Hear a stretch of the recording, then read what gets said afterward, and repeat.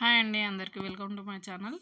ఈరోజు sweet corn తోటి చిన్న బజ్జీలు లెక్క చేసుకుందాము. స్వీట్ కార్న్ గింజలు ఒలుచుకొని ఒక మిక్సీ జార్ తీసుకొని అందులో వేసుకొని వెల్లుల్లి కూడా వేసుకోవాలి. మిక్సీ పట్టుకొని ఇక్కడ కావాలంటే జీలకర్ర కూడా వేసుకోవచ్చు. 3 చెంచాల శనగపిండి వేసుకున్నానండి. మీరు ఒకవేళ స్వీట్ కార్న్ ఎక్కువ తీసుకుంటే ఒక టీ స్పూన్ ఎక్కువ వేసుకోండి. 3 టీ స్పూన్ బియ్యం పిండి కూడా వేసుకున్నాను క్రిస్పీగా రావడానికి. వేసుకొని అందాక మనకు టేస్ట్ తగ్గట్టు కారము, ఉప్పు చూసుకొని వేసుకోండి. ఎక్కువైతే మాత్రం అస్సలు తినలేము. ఉప్పు, ధనియాల పొడి, కొంచెం జీలకర్ర పొడి వేసుకున్నాను. గరం మసాలా కొద్దిగా చిటికెడంత గరం మసాలా వేసుకున్నాను. దాన్ని స్కిప్ చేయొచ్చు, గరం మసాలా ఏం అవసరం లేదు.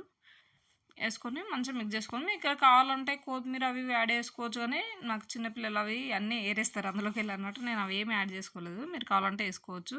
కొత్తిమీర కానీ ఏదైనా ఆకుకూరలు కానీ ఉంటే వేసుకోవచ్చు.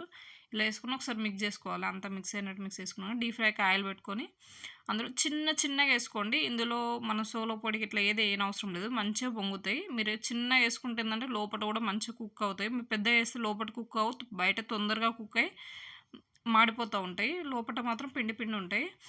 అందుకని చిన్న వేసుకోండి. పునుగులు ఉంటాయి కదా మనకు బయట దొరికే చిన్న పునుగులు ఉంటాయి చూడ, అట్లా చిన్న సైజులో వేసుకొని కాల్చుకోండి. ఇక చూసారా నేను ఎంత చిన్న వేస్తే ఎంత మంచిగా పొంగినాయో అలా పొంగుతాయి.